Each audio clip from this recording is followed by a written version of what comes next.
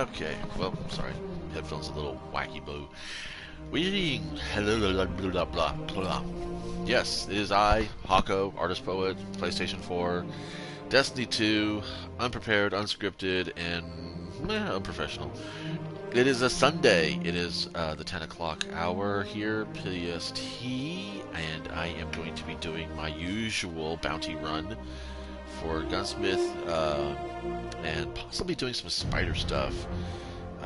Spider has some shards that I can, enhancement cores that I can pick up, but I have not been playing his side of the map for very long. So I'm going to go ahead and today, instead of doing my usual Nessus attacks, I am going to go to the Tangled Shore and hit up on the Scorn, which means that I will have to pick up some spider bounties. I don't know.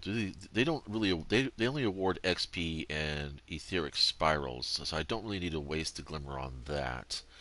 What I'll probably end up doing is picking up a patrol in the uh, Thieves Landing. That's what it's called. So I can think, and hopefully it'll be a relic hunt involving the Scorn or just a sweep and clear. These can be actually handled in the Lost Sectors, which is the best place to do your gunsmith bounties because it actually counts for more, counts like a strike does. Um, and so yeah, oh, I grabbed the bounties, but I didn't actually look at them. So let's go ahead and look at them real quick. I'm using the Destiny 2 app. Highly recommend if you've got a mobile device or even if you've got a Chromebook to go ahead and pick it up. It's a little bit wonky format-wise on the Chromebook. A lot of Android stuff doesn't really translate, surprisingly enough, over to the Chromebooks because I don't know why. So we're going to use bows, arc weapons, linear fusion rifles, and a shotgun. That's kind of nice. Um, might have to go to the vault to get my bow. Oh no, I have the needle here, but I have a shotgun. I want to use the shotgun. So actually, since it's arc, we're going to go with this guy. Linear fusion rifle. I'm still working on the catalyst on this one. I don't think I have a kinetic bow anymore. Let me double check. We're still in transit, so that's good. Let me see. Do we have a bow? Come on.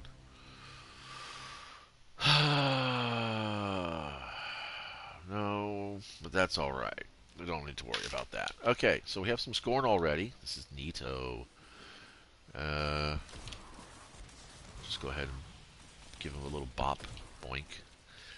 And let's see, do we have any sweep and clear bounties on this area here yet? Does not look like it. Okay, well that's too bad. We're still going to go into the Lost Sector. Ooh, there's Fallen. Hello. So, I got a bit of a sniffle going on, sorry. So, over the past couple days, you heard me. Oh, cool, this is excellent. This is always a good choice. You heard me talking about things like mechanical things they could change in Destiny to improve the gameplay and actually address some of the more relevant concerns, such as balancing and toolbox tooling. Nearly every live game does a lot of sandboxing. Well, they call it sandbox. It's not really a sandbox, but you know what I mean. Uh, they do a lot of tooling and balancing effects and things like that. And they try to get the game to a state where players of all skill levels and access are actually, you know, feeling as though they can compete, or at least are competing with players in their own class or tiers, depending on how they do it. And my thing is that I don't think Destiny really needs to have power levels. Um, it's always good to have a level of some kind. Like back in Destiny 1, you had your light level and then you had your character level. And I think the character level was 60. I really don't like precision shotguns, simply because I am such a scatter boy. Um, okay, we're going to have some issues here. Let's just go ahead and zap them with the linear. Get that shit out of the way.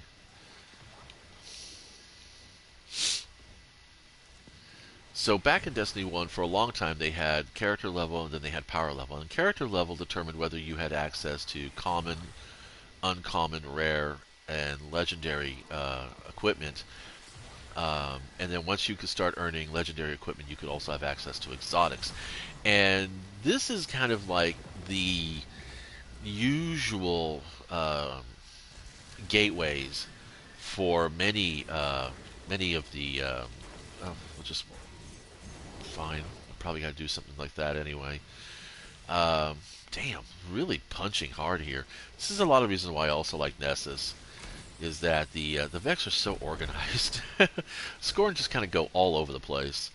Um, but so what was I talking about? Oh yeah. So a lot of games that have a kind of an RPG tilt on them, and I'm not talking like a tabletop RPG, but like a video game RPG, like say Zelda or something like that. Um, they use character levels to get your character access to gear.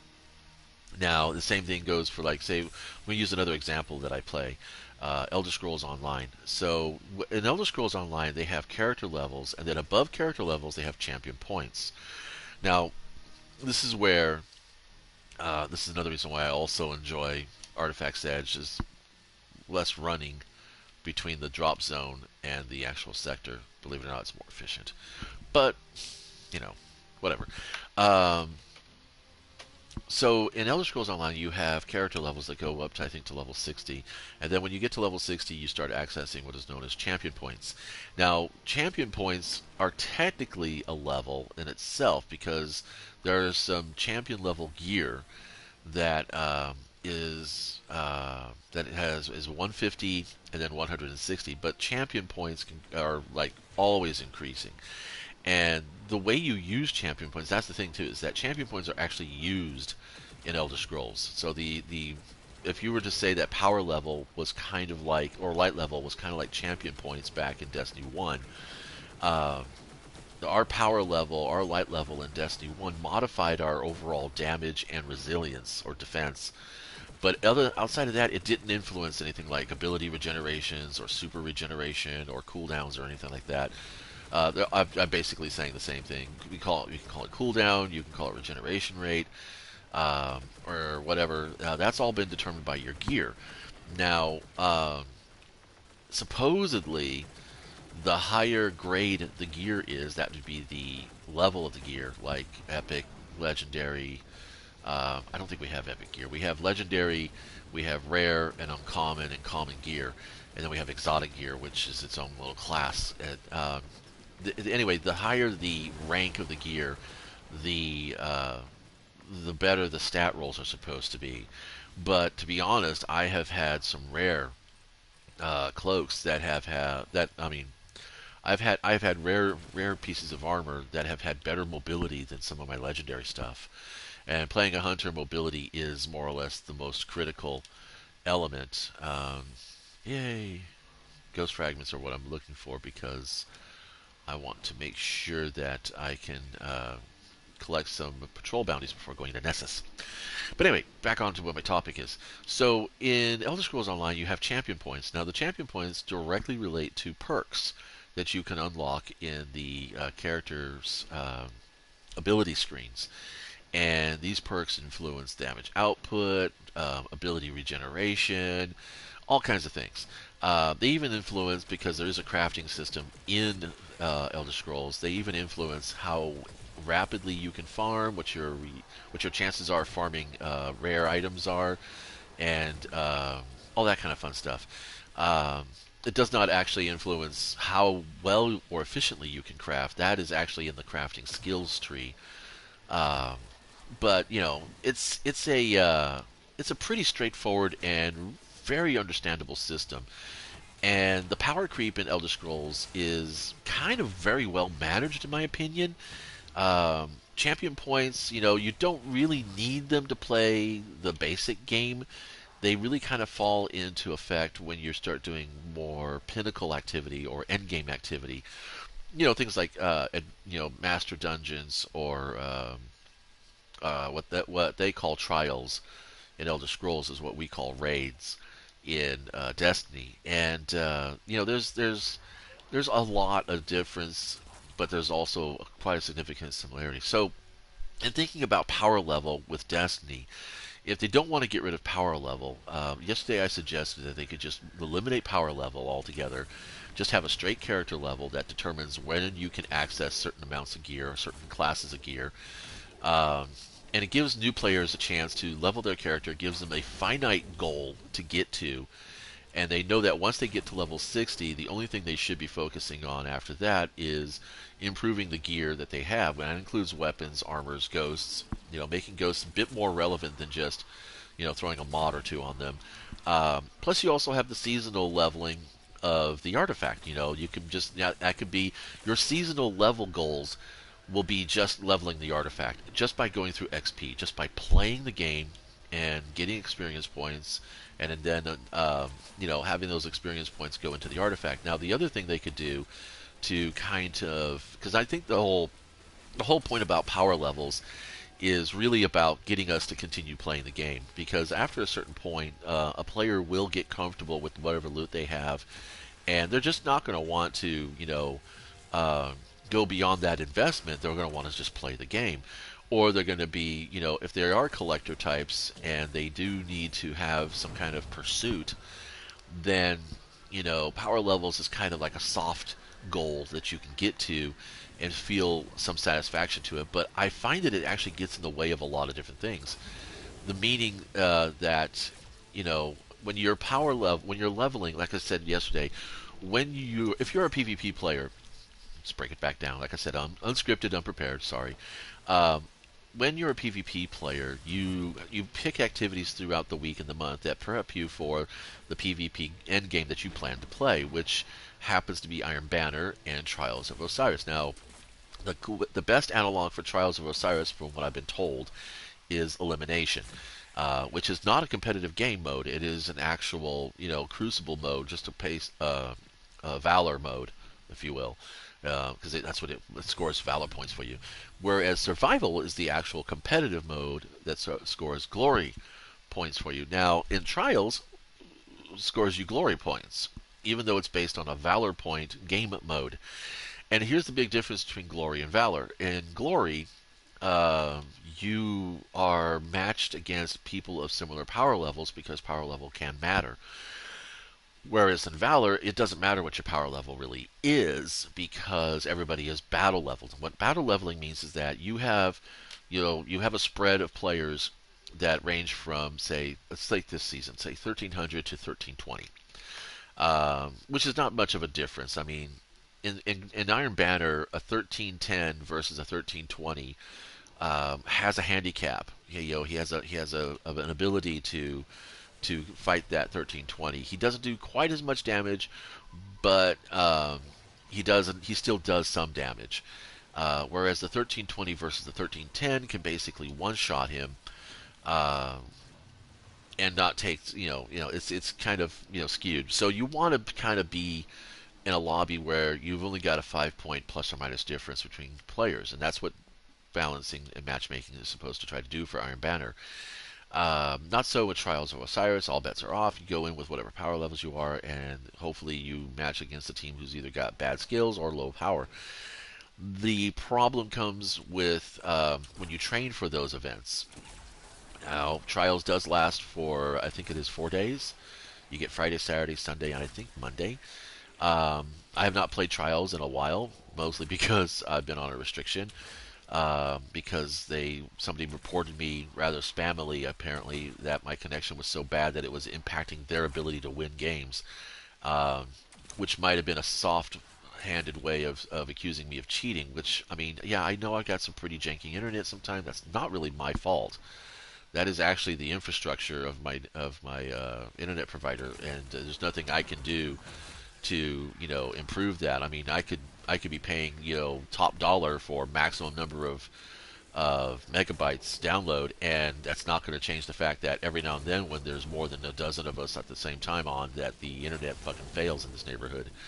Uh, I can't change that. I cannot go out and get my ISP, my IP internet service provider. Yeah, I cannot get my ISP to come out to the neighborhood and improve the infrastructure. They have to do that on their own budget, and yeah, it's too bad actually. But that's another reason why I think privatized communication and information technology should be something of the past in this country, meaning the United States of America, because it's kind of ridiculous. I mean, I don't have a problem with capitalism involving the level of accessibility you have.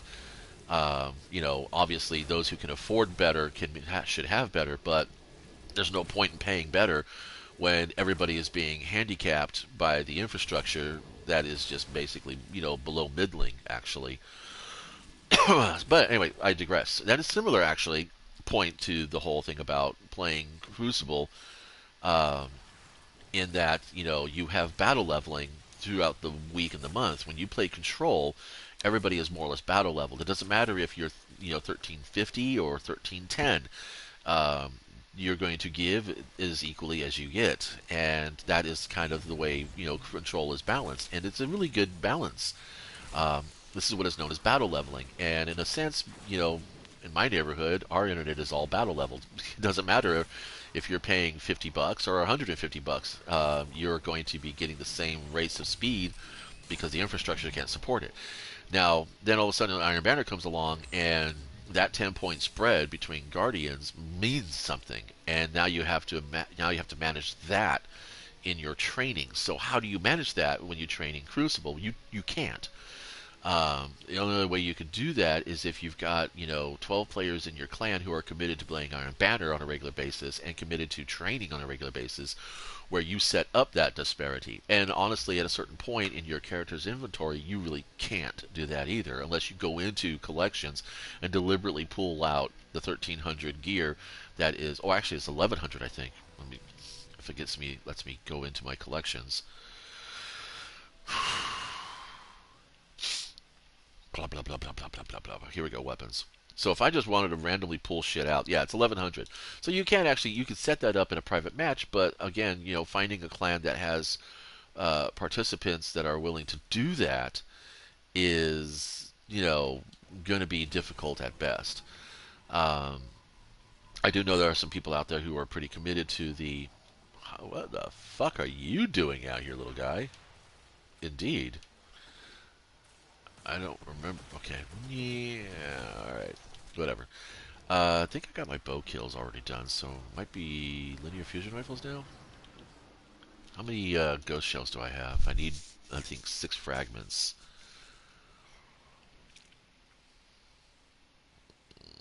I just gotten 3. So you get like 1 per um, Lost Sector run, I think. Or it has a chance to drop in the Lost Sector. It's better to get public events, though. Anyway, so kind of prattling. Yesterday's video was way shorter because the point was pretty concise. Um, so yeah. Anyway, so power level influences your character's defense and influences its damage output. But apart from that, it really doesn't do much else but become a very arbitrary measure of your overall ability, I guess, or maybe just, hey, look at me, I'm a sweaty grinder, and I've spent all my season just fucking, scooping gear as best and fast as I can. Now, to be fair, because I spent the good majority of this season being grounded, essentially, from Gambit and Crucible, my power level was so low that when my clanmates asked me to come with them for the Grandmaster Nightfall, I couldn't do it. I am 2 levels below that. Now, is that reasonable? I don't think so. I mean, Grandmaster having access to the Grandmaster Nightfall shouldn't be a reward. Simply because it is such a challenge that you really shouldn't count it as a reward. I mean, that's like saying, hey, look, you were able to wheel out this full cart of groceries to your car. As a reward, you get to now carry the same load of groceries in your arms. Have fun. That's not, like I said, that's not a reward. That's just an increase in challenge. That's a reward would be like, hey, look, you got your groceries all the way out to your car in your grocery cart. Now here's an extra challenge, and if you can complete this challenge, your reward, will be X. Now, of course, the Grandmaster Nightfall was going to give my fire team the machine gun, the Swarm, and unfortunately, they tried to LFG, but were not able to find anybody who either A, knew how they were playing, which is, of course, what I can do, or B, have the modesty to realize that it's okay to let somebody else take the kill if it means that, the fire team's not going to go to orbit from a full wipe. So they were not able to complete their Nightfall, their Grandmaster Nightfall, and have access to the Swarm, which is sad because if Bungie hadn't grounded me from Control, I mean from Iron Banner and Gambit, and the weekly pinnacles that are allowed that you can get from doing Crucible, I would have been at power level most assuredly and gone ahead and done it. And the reason now, I mean, I could have done the raids and I could have done dungeons, but I don't find them to be very rewarding, and that's kind of just my own choice. So yeah, I don't have access to raids because again, I mean, we couldn't get our fire team, we couldn't get three guys together. There wasn't an alt in our clan for my fire team to go ahead and find a substitution for me. Um, Similarly, it's very infrequent to get people together for the raid, unless you have a clan that is focused on just doing the raid, which fortunately my son is friends with somebody who is in that clan, but there's generally not enough room for the rest of our fire team to join them. And honestly, having one guy in a fire team of six who knows exactly what to do and has done it so much that it's basically rote, is a whole lot more efficient than anything else. And besides, I mean, I don't want to play an activity that I'm not getting any benefit out of.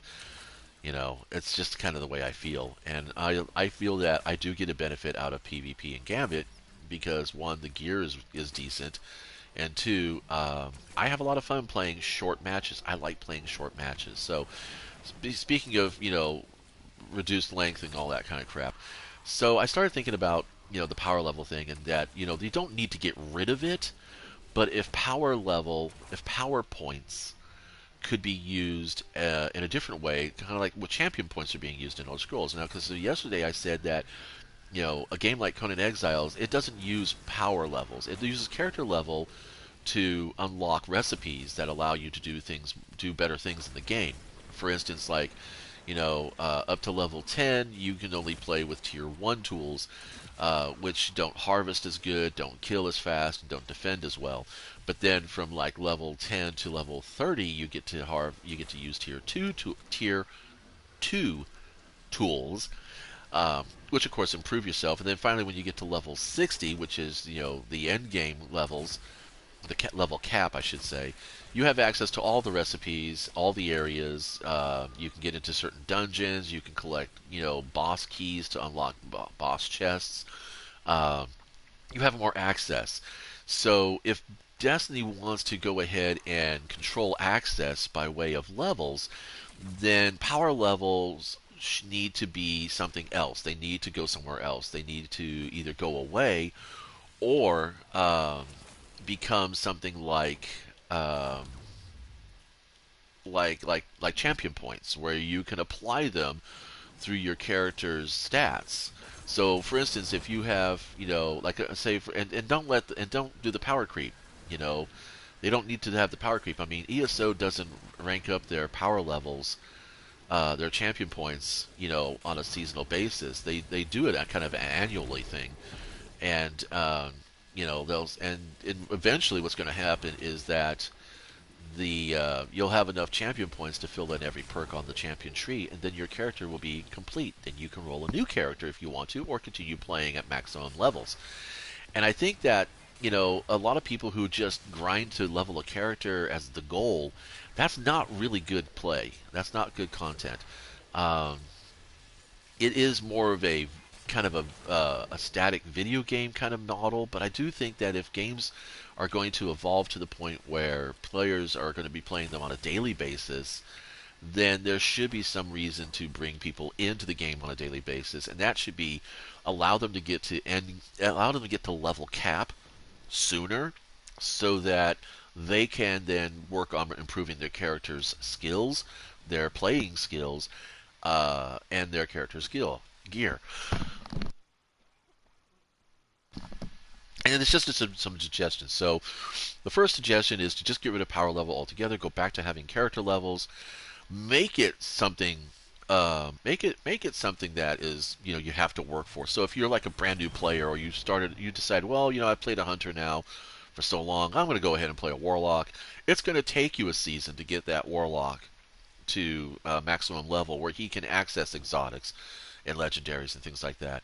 Have character levels go back to accessing exotics rather than putting power levels there as the gatekeeper for legendary lost sectors or grandmaster nightfalls or challenge mode raids, or trials or Iron Banner. Rather than having power level be the gatekeeper, just have straight character levels again. Just go to that. Take away the light level, take away the power level, and replace it with, like, at a certain XP level you get X amount of points, and you can apply that to a base stat in your character's stat tree, which is, of course, discipline, intellect, this stuff up here. You can apply it to these stats here, or you can apply it to your gear as a fixed trait or whatever. And then I think that would probably work out a lot better for sandbox balancing. You could focus on, making sure that, your guns are doing what they're supposed to do, your armor's doing what it's supposed to do, your character's abilities are doing what they're supposed to do. And I don't know. I think because Bungie tried removing guns and armor from the game by doing sunsetting.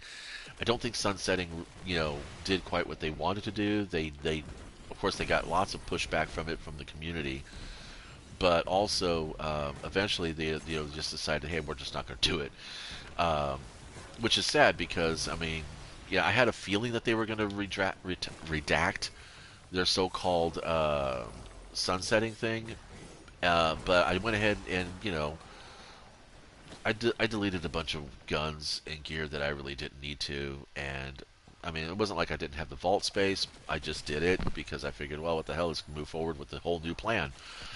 Um, and yeah, that's got to be the second regret I have in this game. Apart from actually just picking up Destiny 2 altogether and getting involved in it. No, I'm teasing.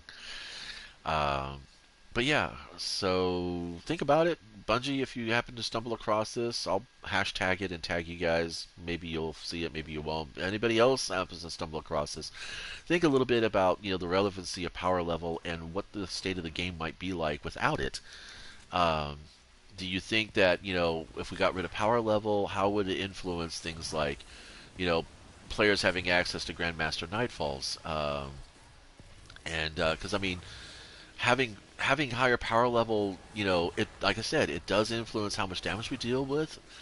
But if that's all the influence that it does, then why not just allocate that as a perk point that you can put into your character upon gaining XP? You get the choice. Do you want a bright engram, or do you want a pinnacle engram? I.e., it raises the power level. Actually, you can even get rid of pinnacle engrams. You could just say something like, you gained an XP level. You can have this consumable that'll raise the uh, that'll raise the stat value of your armor, one stat value of your armor or your weapon, or you can apply this point to your character's abilities, or you could have a bright engram, or you could just convert it straight into bright dust, or you can have this enhancement. Well, you wouldn't need enhancement cores anymore because there'd be no reason to infuse anything.